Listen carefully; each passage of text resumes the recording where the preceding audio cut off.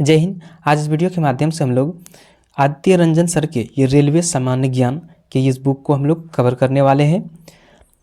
इस बुक में जो है ये 5000 plus chapter wise one liner और एमसीक्यू के रूप में क्वेश्चन दिया हुआ है। ये रेलवे के सभी एग्जाम के लिए एक यूज़फुल बुक है। इसमें भौतिक विज्ञान, रसायन विज्ञान और जीव विज्ञान तीनों को कवर किया गया है, नवीनतम पैटर्न पर आधारित है।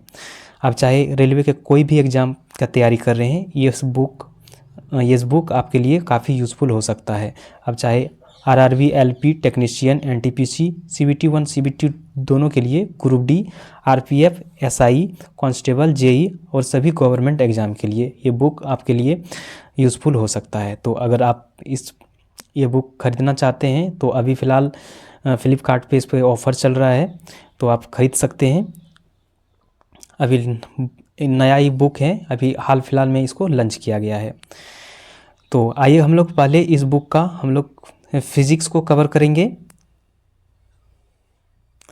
तो फिलहाल हम लोग अभी इस बुक के फिज़िक्स को कवर करेंगे। फिज़िक्स का पहला चैप्टर जो है मात्रक एवं विमाएँ तथा उनके गति का नियम, इसको हम लोग कवर करेंगे। इसमें जो है ये वन लाइनर है और न्यूमेरिकल के रूप में एमसीक्यू के फॉर्म में क्वेश्चन दिया हुआ है। तो पहले हम लोग वन लाइनर को हम लोग कवर करेंगे। इसके बाद न्यूमेरिकल के लिए एक सेपरेट वीडियो आप लोगों के लिए बनाया जाएगा। तो आइए हम लोग इसको शुरू करते हैं।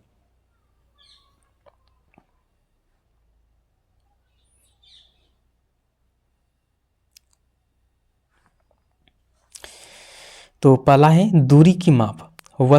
किसी वस्तु द्वारा तय की गई कुल पथ की लंबाई जो है वो दूरी कहलाता है। दो निश्चित बिंदुओं के बीच की दूरी क्या कहलाता है, वो लंबाई होता है। बड़ी दूरियों को मापने के लिए उपयोग की जाने वाली इकाइयाँ यानी एसआई इकाई के गुणज होता है। उदाहरण के तौर पर डेका, हेक्टो, किलो। आगे छोटी दूरी मापने के लिए उपयोग की जाने वाली इकाई एसआई इकाइयों के उपगुणक हैं। उदाहरण के तौर पर मिली, सेंटी, डेसी है।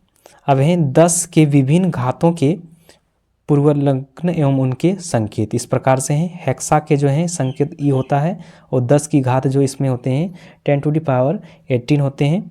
और पेंटा का पी होता है 10⁻15, टेरा का टी 10⁻12, गीगा का जी होगा और इसका 10⁻9 हो जाएगा।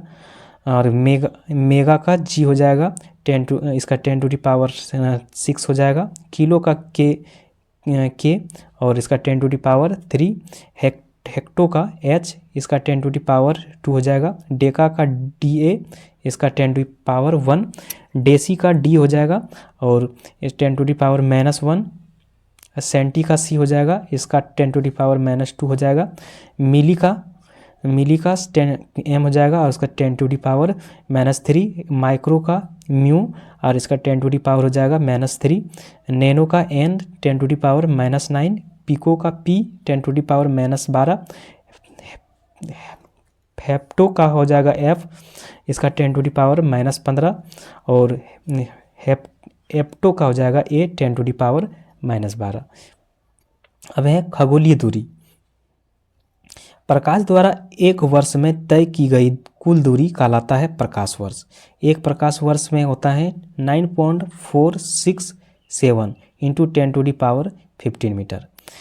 सूर्य और पृथ्वी के बीच बहुत लंबी दूरी मापी जाती है किससे, तो ये खगोलीय इकाई से। एक खगोलीय इकाई क्या होता है 1.496 × 10⁻11 मीटर होते हैं। आगे दूरी मापने की सबसे बड़ी इकाई क्या होता है, पारसेक होते हैं। पारसेक, एक पारसेक बराबर होता है 3.086 × 10⁻6 मीटर यानी कि 3.26 प्रकाश वर्ष में। अब है इसका लंबाई का प्रयोगात्मक मात्रक। एक फर्मी यानी हेप्टो में होते हैं 10⁻−15 मीटर। एक पिकोमीटर में होते हैं 10⁻−12 मीटर। एक एंगस्ट्रॉम में होते हैं 10⁻−10 मीटर और एक नैनोमीटर में होते हैं 10⁻−9 मीटर और एक माइक्रोमीटर में जो होते हैं वो 10⁻−12 -6 मीटर होते हैं। अगर mm में इसमें बात करें तो 0.001 mm होते हैं। अब है भौतिक राशि और उनके मात्रक। किसी आवश्यक मात्रा को मापने की क्रिया को क्या कहा जाता है? मापन कहते हैं। भौतिक विज्ञान में मापी जाने वाले कोई भी मात्रा क्या होता है? भौतिक मात्रा कहलाती है। उदाहरण के तौर पर लंबाई, द्रव्यमान एवं समय है।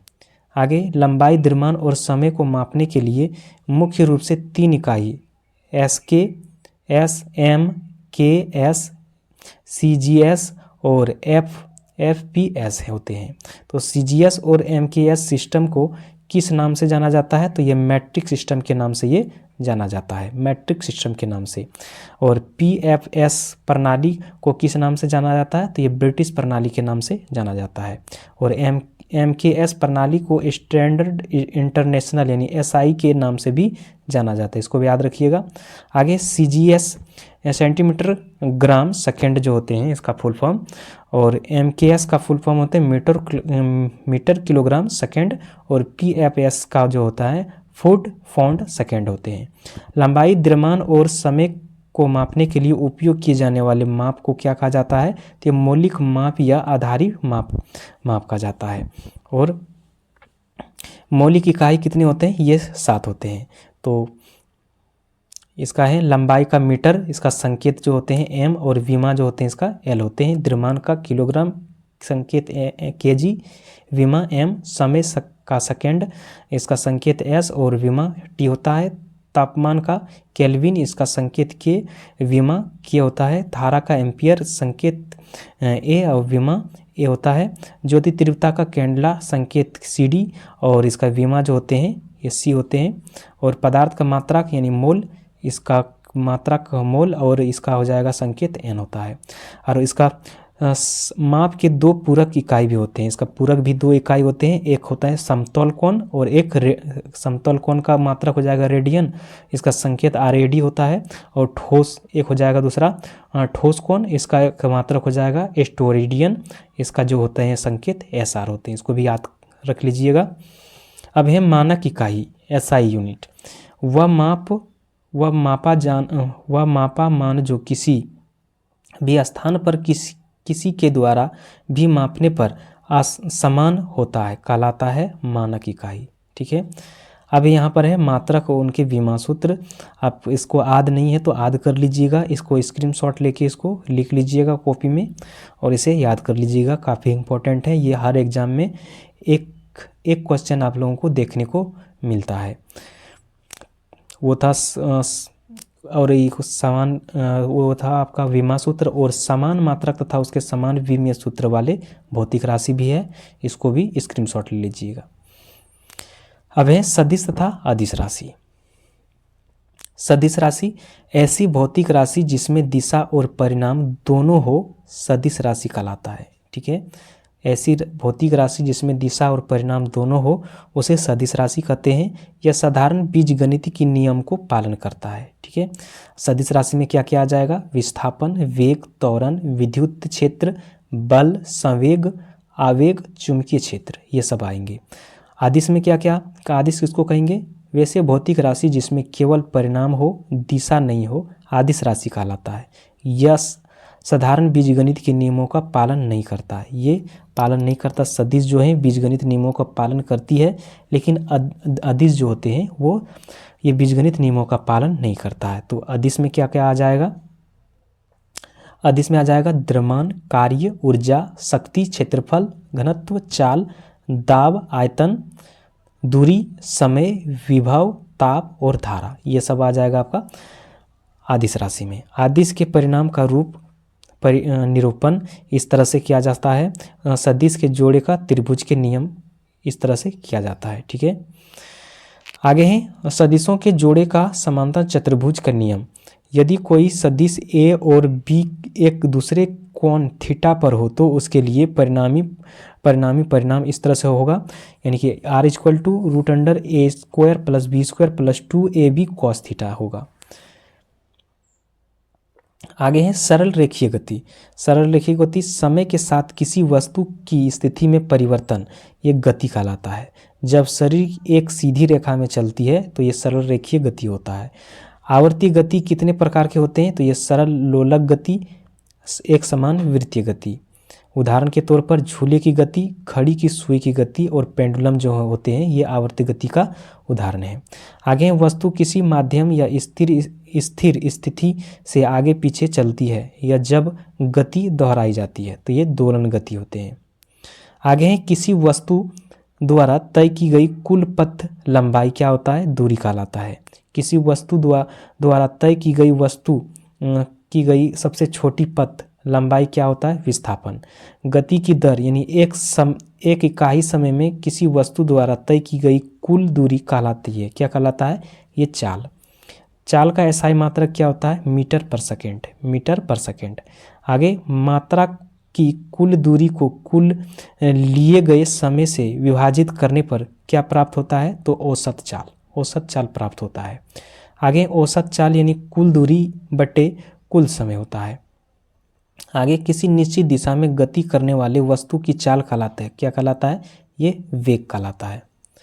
अब है औसत वेग इक्वल टू क्या होता है? विस्थापन बटे समय। औसत वेग इक्वल टू विस्थापन बटे समय। आगे प्रति इकाई समय में वेग में परिवर्तन कहलाता है। क्या कहलाता है? ये त्वरण। वेग की दिशा में त्वरण क्या होता है? सकारात्मक त्वरण होता है। वेग के विपरीत त्वरण ऋणात्मक त्वरण होता है। आगे हैं जब वस्तु समान समय अंतराल में वेग में समान परिवर्तन के साथ एक सीधी रेखा में चलती है तो एक समान त्वरण होता है। जब किसी वस्तु का वेग असमान दर से बदलता है तो वो असमान त्वरण होता है। मुक्त रूप से गिरती वस्तु किसका उदाहरण है? तो एक समान त्वरण का। आगे भारी यातायात में वाहन किसका उदाहरण है? तो ये असमान त्वरण की। वेग और समय के बीच ग्राफ खींचने पर तब इसका ढालन किसको दर्शाता है? तो ये दर्शाता है आपका औसत त्वरण का, औसत त्वरण का दर्शाता है। आगे न्यूटन के गति के नियमों को क्या विशेषता है? तो ये सभी गति के नियम हैं। सरल रेखीय गति एक समान त्वरण पर आधारित है। अब है न्यूटन के प्रथम नियम या जड़त्व। किसी वस्तु की एक ही अवस्था में रहने की प्रवृत्ति जड़त्व कहलाता है। जड़त्व किसकी समानुपाती होता है? तो ये द्रव्यमान के। किसी वस्तु का द्रव्यमान किसका माप है? तो ये जड़त्व का है। किसी पिंड की अपनी एक समान गति की स्थिति को स्वयं बदलने में असमर्थता को क्या कहा जाता है? तो ये गति का जड़त्व कहा जाता है। आगे किसी पिंड की अपनी आराम की स्थिति को स्वयं बदलने में असमर्थता को आराम का जड़त्व के रूप में जाना जाता है। आगे किसी पिंड की अपनी गति की दिशा स्वयं बदलने में असमर्थता दिशा का जड़त्व होता है। आगे एक ऊंची छलांग लगाने वाले ऊंची छलांग लगाने से पहले कुछ देर दौड़ता है ताकि गति की जड़त्वता उसे लंबी छलांग लगाने में मदद करती है। आगे एक धावक अंतिम रेखा पर पार करने के बाद भी क्यों दौड़ते रहता है? तो क्यों कि गति की जड़त्वता उसे दौड़ाए रखती है। आगे है जड़त्वता का उदाहरण। तो जड़त्वता उदाहरण है यहाँ पे चलती बस में अचानक ब्रेक लगने से यात्री आगे की ओर झुक जाता है तो ये भी जड़त्वता का उदाहरण है। ब्रेक रुके हुए वाहन को अचानक हिलाने से यात्री की पीछे की ओर झुक जाना ये भी जड़त्व का उदाहरण है। कालीन को डंडे से पीटने पर धूल को कणों का गिरना ये भी आपका जड़त्व का उदाहरण है। पेड़ पौधे को की शाखाओं से हिलाने से पत्तियां गिरना ये भी आपका जड़त्व का उदाहरण है। आगे बल की परिभाषा किस नियम से कही जा सकती है? तो ये न्यूटन के गति के प्रथम नियम से। आगे जब खड़ी बस चलने वाली है तो उसमें खड़े यात्री पीछे की ओर गिर जाते हैं। निम्नलिखित में से कौन सा नियम या स्थिति का व्याख्या करता है? तो कौन सा नियम? तो ये न्यूटन का गति का पहला नियम यानी जड़त्व नियम। न्यूटन के गति का पहला नियम जो है उसको जड़त्व नियम भी कहा जाता है, याद रखिएगा। आगे है अभिक्षुब्ध वस्तुओं के स्थिर रहने या एक ही वेग से गतिशील रहने की प्रवृत्ति कहलाती है। तो क्या कहलाती है? गति का प्रथम नियम। आगे गति का प्रथम नियम को जड़त्व का नियम भी कहा जाता है। आगे गति का पहला समीकरण वेग और समय के बीच संबंध बताता है।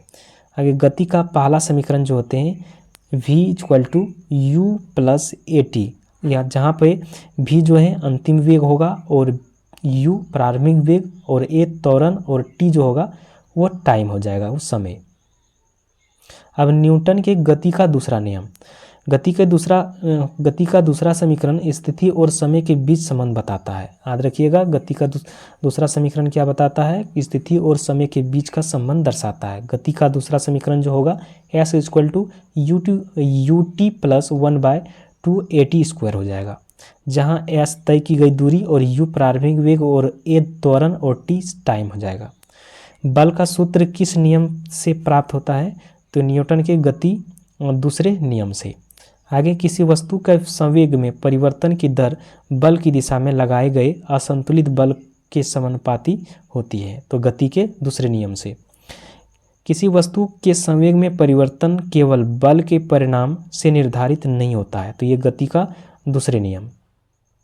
आगे क्रिकेट में जब कोई क्षेत्ररक्षक तेज गति से आती गेंद को पकड़ता है तो वह अपने हाथ पीछे खींच लेता है और गेंद पकड़ लेता है, तो ये कौन सा गति के नियम से है? तो ये गति का दूसरा नियम है। न्यूटन के दूसरे नियम का उदाहरण कुछ है, तो यहाँ पर है टेनिस गेंद की तुलना में क्रिकेट गेंद से अधिक चोट लगती है, तो ये भी आपका न्यूटन के दूसरे नियम, न्यूटन के गति नियम के दूसरे नियम है। आगे गद्दे की तुलना में फर्श पर चोट लगने का खतरा अधिक होता है, यानी कि ये भी गति का तीसरा नियम है, दूसरा नियम है। ऊंचे या लंबी कूद में जमीन को खोदकर हल्का कर दिए जाते हैं ताकि कम चोट लगे। बड़ी कील को अधिक गहराई तक ठोकने के लिए हथौड़े से अधिक वार किए जाते हैं। ये सब जो है ये गति के दूसरे नियम का उदाहरण है। अब है आवेग। बल और समय के गुणनफल को कहा जाता है, तो क्या कहा जाता है? ये आवेग कहा जाता है। आवेग J इक्वल टू बल यानी F इंटू समय यानी T होगा। आवेग की SI इकाई क्या होता है? न्यूटन इंटू सेकेंड यानी कि किलोग्राम मीटर सेकेंड -2 हो जाएगा। उदाहरण के तौर पर यदि कोई खिलाड़ी कैच लेना चाहते हैं तो वो अपना हाथ पीछे की ओर खींचता है, जिससे समय के मान बढ़ जाता है तथा लगाया गया बल कम हो जाता है, जिससे कैच आसानी से पकड़ लिया जाता है। और सीमेंट के फर्श पर गिरने पर लगने वाले आदमी के रेत के टिल्ले पर गिरने से ज़्यादा चोट लगता है, तो ये आवेग के कारण होते हैं। आगे न्यूटन के गति का तीसरा नियम। जब बंदूक से गोली चलाई जाती है तो बंदूक विपरीत दिशा में एक बल आरोपित करती है। यह न्यूटन की गति के किस नियम को दर्शाता है? तो ये गति का तीसरा नियम, यानी क्रिया प्रतिक्रिया हो रहा है। प्रत्येक क्रिया बल में एक समान और विपरीत प्रतिक्रिया बल होता है जो एक साथ कार्य करता है, तो ये हो जाएगा गति का तीसरा नियम। जब एक वस्तु किसी अन्य वस्तु पर बल लगाती है तो दूसरे वस्तु भी पहले वस्तु पर समान और विपरीत बल लगाती है, इस स्थिति ये हो जाएगा गति का तीसरा नियम। आगे है न्यूटन का कौन सा नियम बल की प्रकृति को प्रकट करता है? तो ये गति के तीसरा नियम। न्यूटन के तीसरा नियम के उदाहरण है, एक महिला कुएं से पानी निकाल रही है, रस्सी टूटने से पीछे गिर जाती है, गोली चलाने पर बंदूक के झटके के कारण चोट लगना, तैरते समय पानी से टकराना, नाव से कूदने पर नाव का पीछे की ओर जाना, रॉकेट का उड़ान भरना। गति का तीसरा समीकरण जो है वो v equal to U square, v square equal to U square plus 2as, और गति या विश्राम विरोध जो हो जाएगा वो पहला नियम हो जाएगा। अब है संघट्य 3 प्रकार के होते हैं, तो ये प्रत्यस्थ संघट्य, यह जिस गति से टकराएगा उसी गति से वापस आ जाएगा, यानी ke संरक्षित रहता है, संवेग काइनेटिक एनर्जी जो है वो संरक्षित रहता है, यानी संवेग संरक्षित E इक्वल टू 1। अप्रत्यस्थ संघट्य, यह जिस गति से टकराता है उस गति से वापस नहीं आता है, इसमें कम गति से लौटता है, यानी काइनेटिक एनर्जी संरक्षित नहीं है पर गति संरक्षित है। अपूर्ण अप्रत्यय संघट्य, जब कोई वस्तु किसी दूसरे वस्तु से टकराएगी तो वह उस वस्तु से चिपक जाएगी और वापस में लुढ़ककर एक ही जगह एक हो जाएगा और वह एक ही गति से चलने लगेंगे। तो काइनेटिक संरक्षित नहीं है।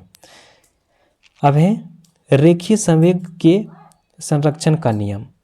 कौन सा सिद्धांत न्यूटन के गति के तीसरे नियम का दूसरा रूप है? तो यह है रेखीय संवेग के संरक्षण का नियम। गति के तीसरे नियम के सभी उदाहरण को निम्न द्वारा समझा जा सकता है। किससे? रैखिक संरक्षण नियम से। यदि किसी प्रणाली पर कोई बाहरी असंतुलित बल नहीं करता है तो इस प्रणाली का कुल रेखीय संवेग संरक्षित रहता है। यानी संघट्य से पहले इस प्रकार से ये दर्शाया जा सकता है। अब है एक समान वृत्तीय गति। वृत्ताकार गति जिसमें कण की गति स्थिर रहती है कहलाती है। तो एक समान वृत्तीय गति। बल कण के वेग के एक समान पर लगातार किसी गति में कार्य करता है। तो एक समान वृत्तीय गति। यदि कोई पिंड त्रिज्या r के वृत्ताकार पथ के चारों ओर एक बार घूमने पर t सेकंड लेता है तो वेग v इस प्रकार दिया जाता है। यानी v इक्वल टू क्या होगा? 2πr/t हो जाएगा। आगे, किसी गति में अभिकेंद्रीय त्वरण की दिशा प्रत्येक क्षण बदलती रहती है। तो इसमें एक समान वृत्तीय गति की। जब कोई पिंड एक समान गोलाकार गति करता है तो क्या बदल जाता है? तो प्रत्येक बिंदु पर केवल दिशा बदलता है। आगे है एक समान वृत्तीय गति के दौरान क्या परिवर्तित नहीं होता है? तो वेग, द्रव्यमान, गति और ऊर्जा, गतिज ऊर्जा। आगे है किसी वस्तु की वृत्त की परिधि के अनुदिश घूमना या वृत्ताकार पथ पर घूमना एक समान वृत्तीय गति कहलाता है। एक वस्तु किस गति के दौरान अंदर की दिशा में एक बल का अनुभव करती है? तो एक समान वृत्तीय गति के। आगे, किस स्थिति में एथलीट की गति अधिकतम त्वरित होता है? तो जब वह वृत्ताकार ट्रैक पर दौड़ता है। आगे, वृत्ताकार गति में एक छद्म बल जो त्रिज्या के अनुदिश कार्य करता है और वृत्त के केंद्र से दूर निर्देशित होता है तो वो अपकेंद्रीय बल कहलाता है। आगे है वृत्ताकार पथ पर किसी वस्तु के निरंतर संवेग के लिए कौन सा बल प्रत्यारोपित होता है? बल केंद्र की ओर कार्य करता है तो वो अपकेंद्रीय बल होता है। वो क्या होता है? अभिकेंद्रीय बल होता है। आगे है सरल लोलक गति। वह गति जो एक निश्चित समय अंतराल में बार बार दोहराई जाती है वो सरल लोलक गति कहलाता है। वो कहलाती है आवर्ती गति कहलाता है। वह गति जहाँ त्वरण विस्थापन के समानुपाती होता है लेकिन विस्थापन की दिशा त्वरण की दिशा में विपरीत होता है तो वो सरल लोलक गति कहलाता है। आगे एक दोलन को पूरा करने में लगा समय कहलाता है आवर्तकाल यानी टी। आवर्तकाल समय की एसआई इकाई क्या होता है? सेकंड होता है। प्रति इकाई समय में दोलनों की कुल संख्या कहलाती है आवृत्ति। यानी आवृत्ति n इक्वल टू हो जाएगा 1/आवर्तकाल। आवृत्ति का एसआई मात्रा को जो होता है सेकंड -1 यानी हर्ट्ज होता है। यदि m द्रव्यमान की कोई पिंड l लंबाई के धागों से लटकाए जाए तो उसका आवर्तकाल हो जाएगा t इक्वल टू 2π√L/g हो जाएगा। आगे, यदि एक या एक से अधिक व्यक्ति झूले पर झूल रहे हैं तो काल नहीं बदलता क्योंकि आवर्तकाल लोलक के द्रव्यमान m पर निर्भर नहीं करता। यदि कोई लड़की झूले पर बैठकर झूला झूल रही है और वह खड़ी हो जाए तो समय अवधि कम हो जाती है। प्रभावी लंबाई L में कमी के कारण और झूले तेज हो जाते हैं। उल्टा होने पर विपरीत घटित होता है। आगे, पृथ्वी के केंद्र पर गुरुत्वाकर्षण त्वरण का मान 0 है इसलिए आवर्तकाल अनंत होता है। आगे है गर्मी के दिनों में पेंडुलम घड़ी के पेंडुलम की लंबाई बढ़ जाती है। इसके कारण अवधि बढ़ जाती है और पेंडुलम धीमी हो जाता है। जैसे जैसे गुरुत्वाकर्षण का मान बढ़ता है तब आवर्तकाल घटेगा। इसका अब है दूसरा चैप्टर इसका बल एवं बल के प्रकार।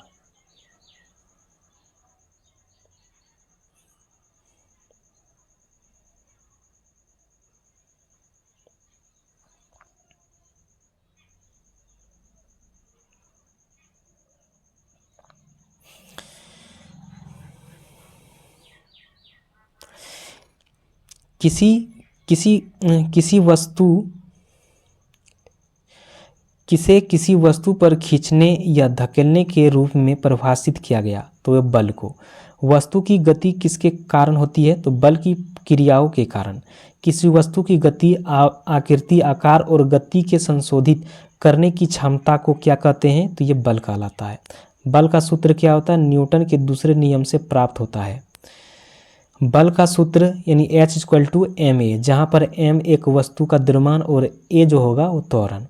किसी वस्तु पर एक समान मात्रा में तथा विपरीत दिशा में लाया गया बल संतुलित बल होता है। किसी वस्तु पर असमान मात्रा में बल लगाया जाता है तथा वस्तु अधिक बल की दिशा की ओर गति करती है तो वो असंतुलित बल होता है। आगे, गति बदलने के लिए किस बल की आवश्यकता होती है? तो असंतुलित बल की। खींचने या धकेलने की प्रक्रिया किस बल के कारण होता है? तो ये असंतुलित बल के कारण होता है। आगे हैं, बल कितने प्रकार के होते हैं? ये संपर्क बल और असंपर्क बल यानी दो प्रकार के होते हैं। संपर्क बल में कौन से बल शामिल हैं? तो ये पेशीय बल, घर्षण बल और स्प्रिंग बल। मांसपेशियों की क्रिया के कारण उत्पन्न होने वाले बल पेशीय बल कहलाता है। गति की अवस्था बदलने के लिए कौन सा बल उत्तरदायी है? ये घर्षण बल है। वह बल जो हमेशा विपरीत दिशा में होता है तो वह स्प्रिंग बल कहलाता है, बल होता है। किसी वस्तु पर लगने वाले बल को मापा जाता है तो ये स्प्रिंग संतुलन के द्वारा। आगे हैं, गैर संपर्क बल में कौन सा बल शामिल है? तो ये चुंबकीय बल, विद्युत स्थितिकी बल और गुरुत्वाकर्षण बल। आगे हैं, किसी चुंबकीय वस्तु पर चुंबक द्वारा लगाया गया बल चुंबकीय बल कहलाता है। एक आवेशित वस्तु द्वारा दूसरे आवेश या अनावेशित वस्तु का पर लगाया जाने वाला बल कहलाता है तो विद्युत स्थैर्य बल कहलाता है। दो द्रव्यमान वाली वस्तु एक दूसरे पर कौन सा बल लगाता है यानी आकर्षक बल? तो ये गुरुत्वाकर्षण बल लगाता है। किसी वस्तु के पृथ्वी की सतह पर मुक्त रूप से गिरने के लिए कौन सा बल उत्तरदायी है? तो ये पृथ्वी का गुरुत्वाकर्षण बल। आगे है, पृथ्वी के चारों ओर चंद्रमा की परिक्रमा किसके कारण होता है? तो पृथ्वी के गुरुत्वाकर्षण बल के कारण। आगे है, घर्षण बल। संपर्क में आने वाले दो सतहों के बीच कौन सा बल उत्पन्न होता है? तो ये घर्षण बल। वस्तु की गति की विपरीत कौन सा बल है? तो ये घर्षण बल है।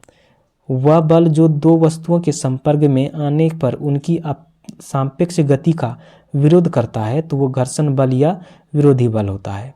घर्षण बल निर्भर करता है तो दो सतहों के बीच संपर्क के क्षेत्र पर। अब है बल एवं उनके प्रकार। जब बाईं ओर कोई बल लगाया जाता है तो घर्षण दाहिने ओर कार्य करता है।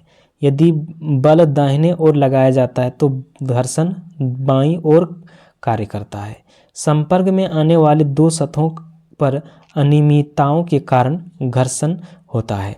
अनियमितताओं की संख्या कहाँ अधिक होते हैं? तो ये खुरदरी सतहों पर।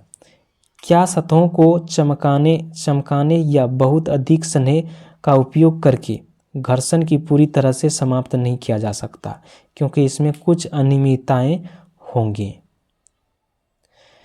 आगे, बड़े पैमाने पर यदि अनियमितताओं की इंटरलॉकिंग से बचाया जाए तो गति अधिक सरल हो जाती है। आगे, जब कोई वस्तु आराम से चलना शुरू करती है तो घर्षण पर काबू पाने के लिए आवश्यक बल की माप होता है तो ये स्थैतिक घर्षण होगा। दो सतह की अनियमितताओं के कारण क्या होता है? तो ये स्थैतिक घर्षण। दो वस्तुओं की सतह पर मौजूद अनियमितताओं के आपस में जुड़ने का परिणाम होता है तो ये स्थैतिक घर्षण। आगे है, गति की दिशा में विपरीत वस्तु पर लगने वाला घर्षण गतिज घर्षण होगा। गतिज घर्षण के भी विभाजित किया जा गया है तो ये स्लाइडिंग घर्षण और रोलिंग घर्षण में। आगे है, रोलिंग वस्तु द्वारा अनुभव किए जाने वाला प्रतिरोध रोलिंग घर्षण होगा। जब एक पिंड दूसरे पिंड की सतह पर लुढ़काता है तो उसके द्वारा अनुभव की जाने वाली गति का प्रतिरोध रोलिंग घर्षण होगा। आगे, घर्षण कम हो जाता है लुढ़कने से यानी पहिया घर्षण कम कर देता है। आगे हैं, किसी वस्तु को समान गति से गतिमान रखने के लिए आवश्यक बल की माप है। तो ये स्लाइडिंग वाला घर्षण। जब एक पिंड दूसरे पिंड की सतह पर फिसलता है तो एक विरोधी बल फिसलने की गति के विपरीत दिशा में कार्य करता है, जिसे कहा जाता है स्लाइडिंग घर्षण। रोलिंग घर्षण किस कारण होता है? तो ये दो सतहों के बीच के संपर्क क्षेत्र के कारण। स्थैतिक घर्षण, स्लाइडिंग घर्षण और रोलिंग घर्षण, इस प्रकार से। अब हम दो सतहों के बीच घर्षण को कैसे बढ़ा सकते हैं? तो ये संपर्क बढ़ा के। हवा से भरे टायरों वाले साइकिल चलाना आसान होता है क्योंकि सड़क के साथ सतह का न्यूटन संपर्क रोलिंग घर्षण होगा। घर्षण बल के बिना क्या कठिन हो जाता है? तो गीले संगमरमर के फर्श पर चलना। घर्षण कैसे बढ़ा जा सकता है? तो सतहों को खुरदरापन बढ़ाने से। आगे हैं, संहेक ऐसे पदार्थ हैं जो घर्षण को कम करता है। जूते के तलवे स्क्रू बॉल बेरिंग में घर्षण के कारण क्या होता है? तो ये घर्षण के कारण फिसकर क्षतिग्रस्त हो जाता है। आगे जब हम हथौड़े से मांसपेशियां बल लगाते हैं तो कौन सा बल दीवार में लगी कील को स्थिर कर देता है? तो वो घर्षण बल होगा। आगे है गुरुत्वाकर्षण बल। वह कमजोर या दुर्बल मौलिक बल जो ब्रह्मांड में प्रत्येक कण या पिंड के बीच उनके द्रव्यमान के कारण कार्य करता है, तो वह गुरुत्वाकर्षण बल कहलाता है। वह कौन सा सार्वभौमिक नियम है जो सभी पिंडों पर लागू होता है, चाहे उनका आधार और स्थिति कुछ भी हो? तो वह गुरुत्वाकर्षण बल है। आगे, ब्रह्मांड में प्रत्येक वस्तु अन्य वस्तु को एक ऐसे बल से आकर्षित करती है जो उनके द्रव्यमान के गुणनफल के समानुपाती और उनके बीच की दूरी को वर्ग के व्युत्क्रमानुपाती होता है, अर्थात न्यूटन का गुरुत्वाकर्षण का सार्वभौमिक नियम, यानी F = G m1 × m2/r2, जहाँ पर G सार्वभौमिक गुरुत्वाकर्षण स्थिरांक है। आगे हैं, किसी वस्तु के पृथ्वी की सतह पर मुक्त रूप से गिरने के लिए कौन सा बल उत्तरदायी है? तो ये गुरुत्वाकर्षण बल। पृथ्वी के चारों ओर चंद्रमा की परिक्रमा किसके कारण होती है? तो ये पृथ्वी के गुरुत्वाकर्षण बल के कारण। चंद्रमा पृथ्वी के चारों ओर चक्कर लगाता है, किसके कारण चंद्रमा द्वारा अभिकेंद्री बल लगाता है? तो ये पृथ्वी के आकर्षण बल के कारण। आगे है, ब्रह्मांड में सभी वस्तुएं किस बल के कारण एक दूसरे को आकर्षित करती है? तो ये गुरुत्वाकर्षण बल के कारण। कौन सा संपर्क बल सबसे कमजोर बल होता है? तो ये गुरुत्वाकर्षण बल। सार्वभौमिक गुरुत्वाकर्षण नियंत्रक, इसके मूल्य पूरे ब्रह्मांड में नहीं बदलता, यह एक अदिश राशि है। तो जी का मान जो होता है 6.67 × 10⁻⁻11 न्यूटन मीटर या किलोग्राम पर किलोग्राम स्क्वायर होगा। आगे जी का मूल्य किसके द्वारा स्थापित किया गया है? तो ये हेनरी कैवेंडिश के द्वारा। जब वस्तुएं गुरुत्वाकर्षण बल के प्रभाव में गिरते हैं तो उसे कहते हैं, तो ये मुक्त पतन यानी फ्री फॉल। जब दो वस्तुओं में से एक वस्तु पृथ्वी पर रहती है तो कौन सा बल महसूस होते हैं? तो ये पृथ्वी का गुरुत्वाकर्षण बल महसूस होता है। आगे, गुरुत्वाकर्षण बल केवल आकर्षण बल है। आगे, गुरुत्वाकर्षण त्वरण यानी जी या गुरुत्वाकर्षण त्वरण छोटी जी, इसका मान अलग अलग जगहों पर अलग अलग होता है। यह एक सदिश राशि है। पृथ्वी की सतह पर इनका 9.8 मीटर पर सेकेंड स्क्वायर है। मुक्त रूप से गिरने पर किसी वस्तु द्वारा महसूस किया गया त्वरण गुरुत्वाकर्षण के कारण त्वरण यानी जी होता है। आगे, गुरुत्वाकर्षण त्वरण यानी जी का मान ध्रुव पर भूमध्य रेखा पर मान से अधिक होता है। आगे, जब हम भूमध्य रेखा से पृथ्वी की ओर जाते हैं तो उसका मान गुरुत्व त्वरण जी का मान बढ़ जाता है। यदि हम पृथ्वी को घूर्णन गति को बदलते हैं यानी बढ़ाते या घटाते हैं तो जी का मान गति बढ़ाने पर बढ़ जाता है और घटाने पर घट जाता है। आगे, जब हम पृथ्वी की सतह से ऊपर की ओर जाते हैं तो जी का मान घट जाता है। आगे हैं, जब हम पृथ्वी की सतह से नीचे की ओर जाते हैं तो जी का मान घट जाता है।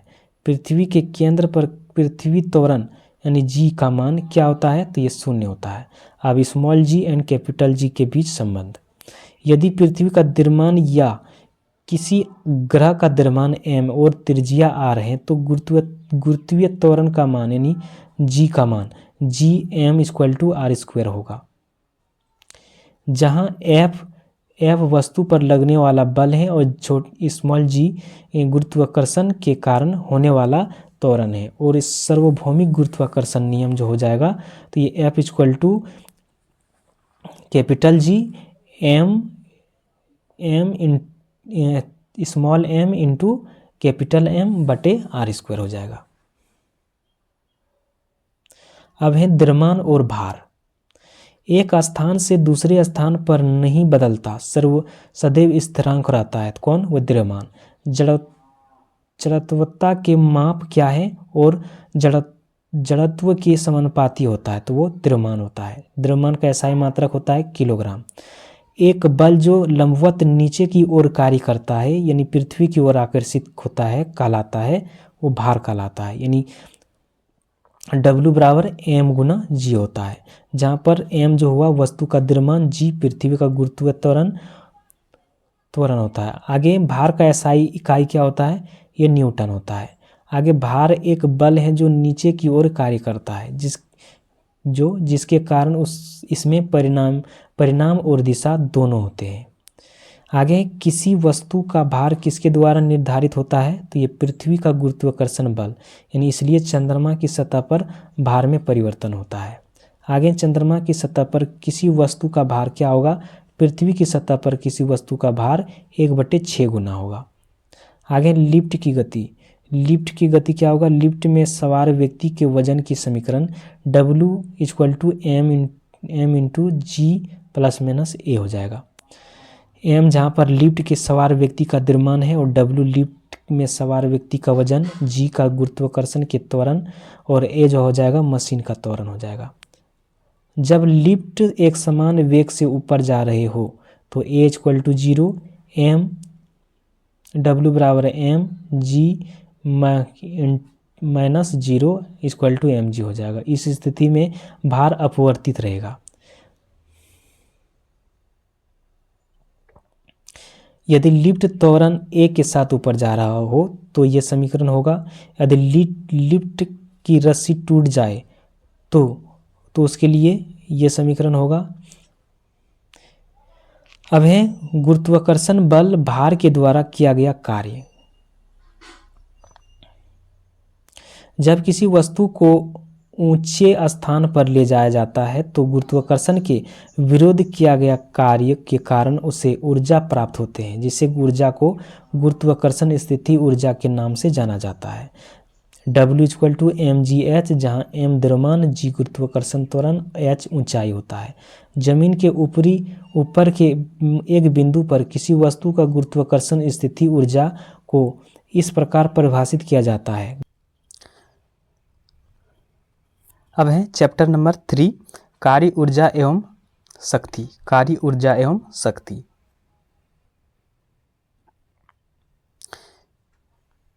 कार्य जो है किसी पिंड पर बल लगाकर पिंड को बल की दिशा में विस्थापित करना ही कहलाता क्या, पिंड पर किया गया कार्य कहलाता है। ऋणात्मक कार्य के प्रकरण में बल एवं विस्थापन के बीच कोण जो होता है वो 180 डिग्री होता है। कार्य करने की दर क्या कहलाता है, शक्ति। किसकी इकाई ऊर्जा के समान होता है, तो कार्य की। कार्य बल और विस्थापन की अदिश गुणनफल क्या होता है, W equal to Fs cos theta होता है, जहाँ F लगाया गया बल, S विस्थापन और थीटा जो होता है बल के विस्थापन के बीच का कोण होता है। अब आगे हैं कार्य करने की 2 शर्तें हैं, उस पर बल लगाया जाना और वस्तु का विस्थापित होना। कार्य अदिश राशि है क्योंकि कार्य में केवल परिमाण होते हैं, दिशा नहीं होता है। कार्य का एसआई इकाई क्या होता है, जूल होता है। 1 जूल बराबर 1 न्यूटन मीटर या 1 जूल पर सेकेंड होता है। 1 किलोवाट यानी 1 किलोवाट, यानी 1 किलोवाट में जो होते हैं 1000 वाट या 1000 जूल पर सेकेंड होता है। आगे, किसी वस्तु पर बल द्वारा किया गया कार्य शून्य होगा यदि वस्तु का विस्थापन शून्य हो। आगे हैं, अश्विन प्लेटफॉर्म पर बहुत देर से एक ही अवस्था में खड़ा है, अर्थात उसके द्वारा किया गया कार्य क्या हो जाएगा, शून्य है। जब वस्तु लगाए गए बल के विपरीत दिशा में विस्थापित होता है तो किया गया कार्य क्या हो जाएगा, ऋणात्मक होगा। अब आगे, कार्य और ऊर्जा, गतिज ऊर्जा का सिद्धांत, कार्य ऊर्जा प्रमेय जिसको कहते हैं। किसी पिंड पर कार्य करने वाले सभी बलों द्वारा किया गया कार्य का योग पिंड का गतिज ऊर्जा में परिवर्तन के बराबर होता है। किया गया कुल कार्य इक्वल टू गतिज ऊर्जा के परिवर्तन। तो इसका ये सूत्र दिया हुआ है, इसे नोट कर सकते हैं। आगे हैं ऊर्जा। अब कार्य करने की क्षमता क्या कहलाता है, ऊर्जा। किसी पिंड के अंदर कणों या अणुओं की गतिज या कंपन के कारण उसके अंदर कौन सी ऊर्जा उत्पन्न होती है, तो ये तापीय ऊर्जा।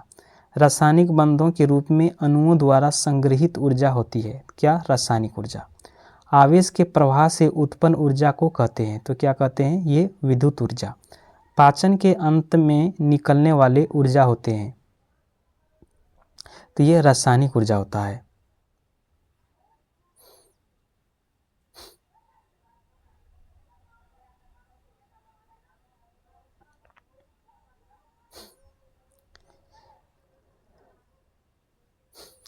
आगे, एक उठे हुए हथौड़े में कौन सी ऊर्जा होती है, तो ये स्थितिज ऊर्जा होते हैं। क्राइल स्प्रिंग को दबाने या खींचने से स्थितिज ऊर्जा बढ़ जाती है। यदि किसी स्प्रिंग की लंबाई में परिवर्तन x है और स्प्रिंग स्थिरांक का मान k है तो उसका स्प्रिंग की स्थितिज ऊर्जा हो जाएगा 1/2 k × x²। अब है यांत्रिक ऊर्जा। किसी वस्तु की गतिज ऊर्जा और स्थितिज ऊर्जा का योग होता है उसकी कुल यांत्रिक ऊर्जा। यांत्रिक ऊर्जा इक्वल टू हो जाएगा गतिज ऊर्जा प्लस स्थितिज ऊर्जा। किसी वस्तु के मुक्त रूप से गिरने के दौरान उसके पथ के किसी भी स्थान पर स्थितिज ऊर्जा में कमी से मेल खाती है तो गतिज ऊर्जा का समतुल्य बढ़ता है। अब है यांत्रिक ऊर्जा के उदाहरण। लड़का छत पर दौड़ रहा है, उड़ता हेलीकॉप्टर, उड़ती पतंग, पंखा चलना, लटकती हुई वस्तु, चलती बस या ट्रेन में बैठा व्यक्ति, ये सब जो है ये यांत्रिक ऊर्जा का उदाहरण है। आगे हैं, जब एक गेंद को नीचे से फेंका जाता है या ऊपर से गिराया जाता है तो गतिज ऊर्जा में कमी या वृद्धि क्रमशः स्थितिज ऊर्जा में वृद्धि या कमी के बराबर होता है। अब है यंत्र और उनके सिद्धांत। यंत्र जो है और किस यंत्र कौन सा सिद्धांत में कार्य करता है। भाप का इंजन जो है ये ऊष्मा गति के सिद्धांत पर कार्य करता है। विद्युत जनरेटर विद्युत चुम्बकीय प्रेरण के सिद्धांत पर कार्य करता है। रॉकेट प्रक्षेपण न्यूटन के गति के सिद्धांत पर कार्य करता है। रेडियो व दूरदर्शन जो है वे विद्युत चुम्बकीय संचरण यानी तरंगों के सिद्धांत पर कार्य करता है। वायुयान बर्नौली के तरल गति विज्ञान सिद्धांत के सिद्धांत पर कार्य करता है। सोनार प्रासर्व तरंग के परावर्तन के सिद्धांत पर कार्य करता है। ऑप्टिकल फाइबर प्रकाश के पूर्ण आंतरिक परावर्तन के सिद्धांत पर कार्य करता है। इलेक्ट्रॉन माइक्रोस्कोप इलेक्ट्रॉन की तरंग प्रकृति के सिद्धांत पर कार्य करता है। फोटोसेल ये प्रकाश विद्युत प्रभाव के सिद्धांत पर कार्य करता है। नाभिकीय रिएक्टर नियंत्रित नाभिकीय विखंडन के सिद्धांत पर यह कार्य करता है। अब है उपकरण और ऊर्जा का रूपांतरण उसका। डायनमो जो है यांत्रिक ऊर्जा को विद्युत ऊर्जा में रूपांतरण करता है। माइक्रोफोन ध्वनि ऊर्जा को विद्युत ऊर्जा में रूपांतरण करता है। भूतापीय विद्युत संयंत्र ऊष्मीय ऊर्जा को विद्युत ऊर्जा में। हाइड्रो इलेक्ट्रिक बांध जो है ये गुरुत्वाकर्षण स्थितिज ऊर्जा को विद्युत ऊर्जा में। पवन चक्की वायु ऊर्जा को यांत्रिक या विद्युत ऊर्जा में। विद्युत मोटर यांत्रिक ऊर्जा को विद्युत ऊर्जा में रूपांतरित करता है। अब है शक्ति। शक्ति कार्य करने की दर ही शक्ति कहलाता है। शक्ति बराबर क्या होता है, कार्य बटे समय यानी W/T। आगे हैं 1 किलोवाट घंटा जो होता है वो 3.6 इंटू 10⁻6 जूल होता है।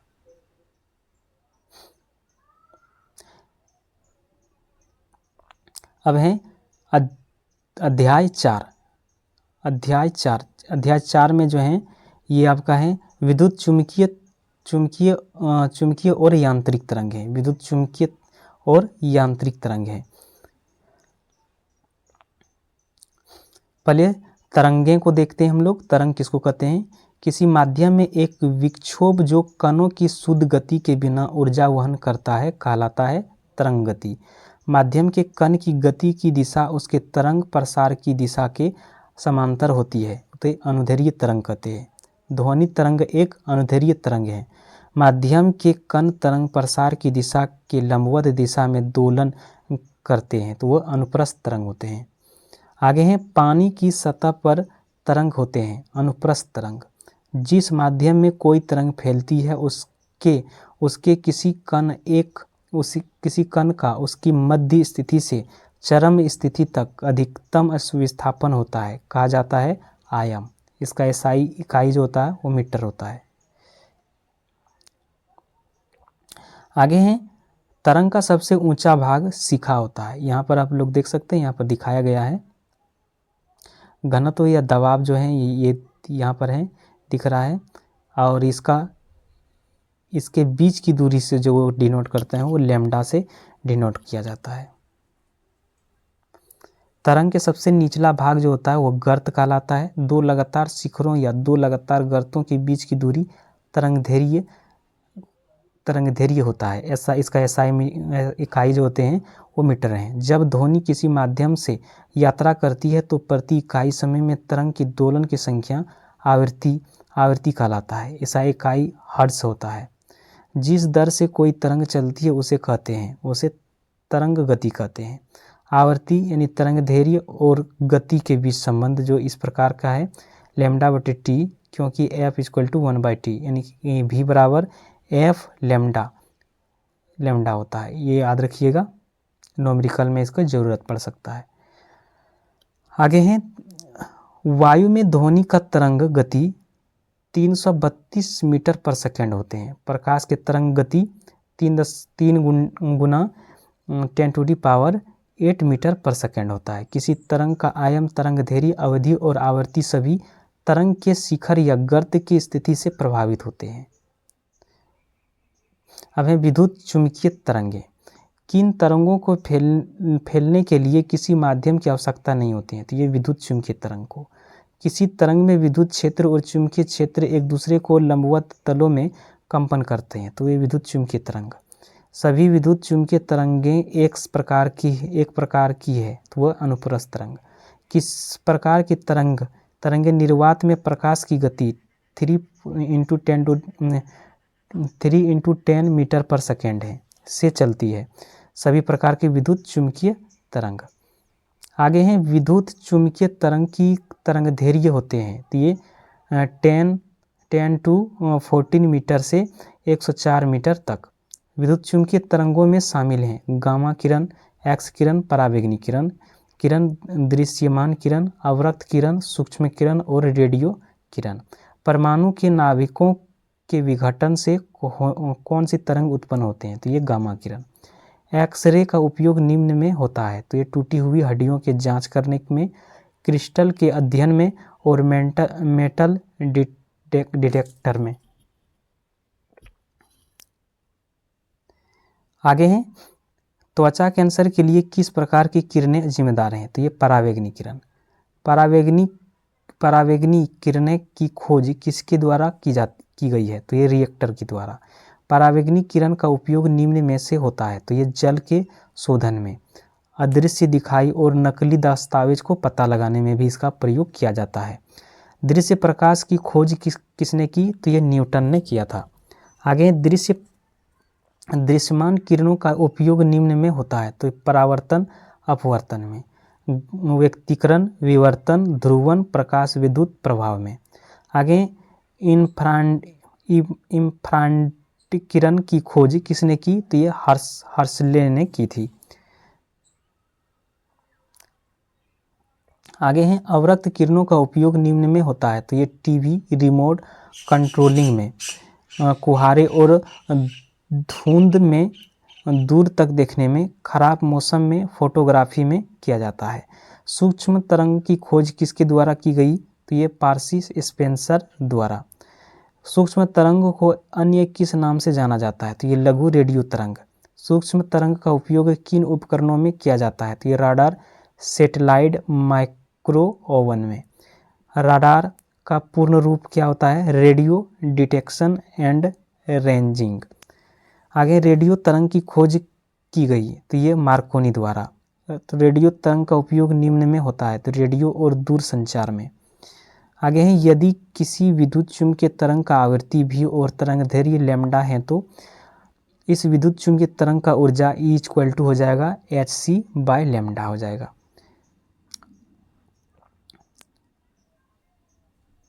किसी तरंग का अधिकतम ऊर्जा होती है गामा किरण में, क्योंकि इसकी आवृत्ति उच्च होती है। यहाँ पर दिखाया गया है चुंबकीय विद्युत तरंगें आवृत्ति ऊर्जा का बढ़ते क्रम में यहाँ पर दिखाया गया है और इसको घटते क्रम में दिखाया गया है। अब है यांत्रिक तरंग। जिन तरंगों को फैलने के लिए माध्यम की आवश्यकता होती है कहलाती है यांत्रिक तरंग। यांत्रिक तरंगों के उदाहरण हैं जल तरंगें, ध्वनि तरंगें, स्प्रिंग तरंगें। कौन सी तरंग अनुप्रस्थ और अनुदैर्घ्य दोनों हो सकते हैं? तो ये यांत्रिक तरंग।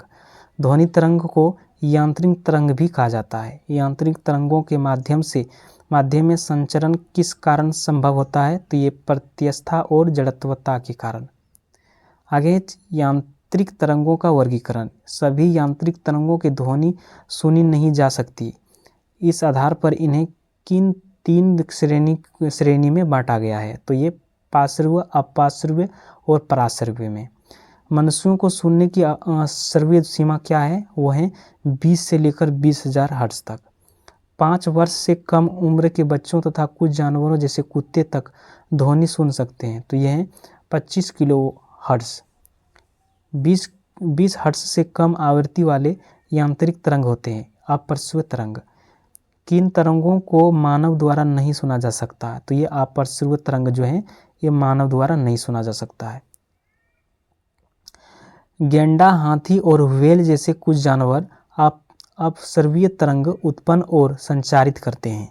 कुछ जानवर भूकंप से पहले परेशान हो जाते हैं क्योंकि ये मुख्य आघात तरंगों के रूप शुरू होने से पहले कम आवृत्ति की अपश्रव्य उत्पन्न करते हैं जो संभवतः जानवरों को सचेत करती है। 20,000 हर्ट्ज से अधिक आवृत्ति की यांत्रिक तरंगें पराश्रव्य तरंग कहलाता है। डॉल्फिन, चमगादड़ और कुत्ते जैसे जानवर द्वारा निर्मित यांत्रिक तरंगें पराश्रव्य तरंग होते हैं।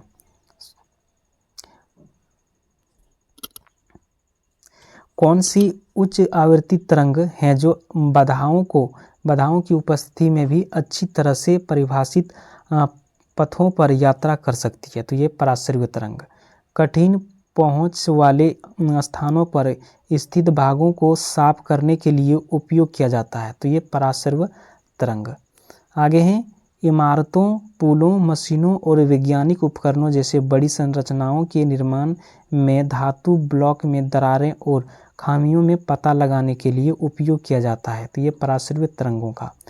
ECG, इलेक्ट्रोकार्डियोग्राफी, हृदय संबंधित और शरीर के आंतरिक अंगों की छवियां प्राप्त करने में उपयोग किया जाता है पराश्रव्य तरंगों का।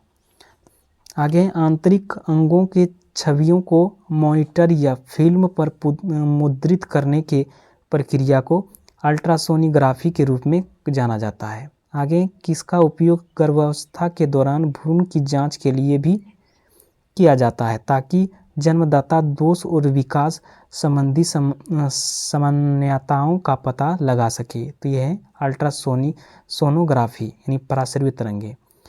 किसका उपयोग गुर्दे में बनी छोटी छोटी पत्थरी को बारीक कणों में तोड़ने के लिए किया जाता है जिन्हें मूत्र के माध्यम से बाहर निकाला जाता है? तो यह अल्ट्रासोनिग्राफी यानी पराश्रव्य तरंगें।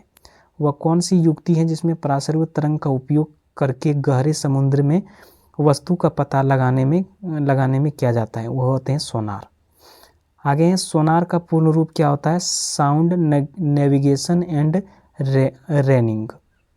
आगे पराश्रित तरंग में अधिकतम ऊर्जा क्यों संचित होता है?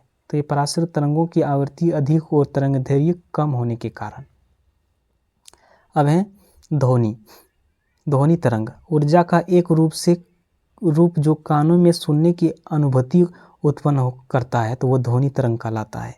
जो वस्तु में कंपन से उत्पन्न होते हैं उसे कहते हैं ध्वनि तरंग। वह कौन सी विद्युत चुंबकीय तरंग है जो निर्वात में विचरण नहीं कर सकती? वह है ध्वनि तरंग। मानव में ध्वनि तरंग उत्पन्न होती है तो वह स्वर रज्जु में कंपन के माध्यम से। आगे है पदार्थ जिसके माध्यम से ध्वनि संचारित होते हैं तो वह माध्यम ठोस, तरल या गैस हो सकते हैं। ध्वनि तरंग एक प्रकार की है तो यह यांत्रिक तरंग।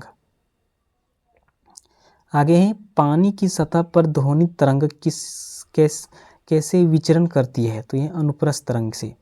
ठोस में ध्वनि तरंग कैसे विचरण करती है? तो यह अनुदैर्घ्य और अनुप्रस्थ दोनों तरंगों के रूप में। किस ध्वनि की तीव्रता या कोमलता का बोध मुख्य रूप से उसके आयाम से प्रभावित होता है? आगे है उच्च आयाम के कारण कौन से तरंग उत्पन्न होती है? तीव्र ध्वनि तरंग। तीव्र ध्वनि तरंग लंबी दूरी तय करती है क्योंकि इसमें उच्च ऊर्जा होती है। आगे है ध्वनि तरंग का आयाम उस बल पर निर्भर करता है जिसमें किसी वस्तु को कंपन कराया जाता है। आगे एक तरंग द्वारा एक पूर्ण दोलन पूरा करने में लिया गया समय आवर्तकाल या आवृत्ति कहलाता है। इसका आवृत्ति इक्वल टू 1/t, जहाँ t जो होते हैं आवर्तकाल होते हैं। आगे है उत्पन्न होने वाले कंपन के दर के आधार पर ध्वनि का गुणवत्ता को क्या कहा जाता है? तो ये पिच कहा जाता है। आगे विभिन्न आवृत्ति के मिश्रण से एक क्रमबद्ध ध्वनि उत्पन्न होते हैं जिसे संगीत कहा जाता है। एक ही आवृत्ति की ध्वनि तरंगें कहलाती है, ये टोन। अनेक आवृत्ति के मिश्रण से जो ध्वनि तरंग उत्पन्न होते हैं उसे नोट कहते हैं। ध्वनि तरंग किसी माध्यम में ऐसे यात्रा करती है संपीड़न और विरल की श्रृंखला के रूप में। आगे हैं अनुदैर्घ्य तरंग में वह क्षेत्र जहाँ कण एक दूसरे के सबसे करीब होते हैं वह संपीड़न क्षेत्र होते हैं। संपीड़न क्षेत्र में उच्च घनत्व और उच्च दबाव होता है। अनुदैर्घ्य तरंग में वह क्षेत्र जहाँ कण सबसे दूर होते हैं तो वह विरल क्षेत्र होते हैं। विरल क्षेत्र में कम घनत्व और कम दबाव होता है। समान भौतिक परिस्थितियों में किसी दिए गए माध्यम में सभी आवृत्तियों के लिए ध्वनि की गति लगभग समान रहती है। ध्वनि की विशिष्ट गति पर निर्भर करती है उस माध्यम की विशेषताओं पर जिसमें वह यात्रा करती है। आगे किसी माध्यम में ध्वनि की गति प्रभावित होते हैं तो माध्यम के तापमान से। माध्यम का तापमान बढ़ने से ध्वनि की गति भी बढ़ती है। 0 डिग्री सेल्सियस पर ध्वनि की गति 332 मीटर पर सेकंड होते हैं। 22 डिग्री सेल्सियस पर ध्वनि की गति 344 मीटर पर सेकंड होते हैं। ध्वनि की गति किसी माध्यम में सबसे ज़्यादा होते हैं तो वो ठोस, तरल और इसके बाद गैस में। ध्वनि भी प्रकाश की तरह परावर्तन के नियमों का पालन करती है। ध्वनि तरंग का आयाम उस बल पर निर्भर करता है जिससे किसी वस्तु का कंपन कराया जाता है। आगे है ध्वनि की गति माध्यम के किन कारकों पर निर्भर करते हैं तो तापमान, घनत्व और लोंज पर।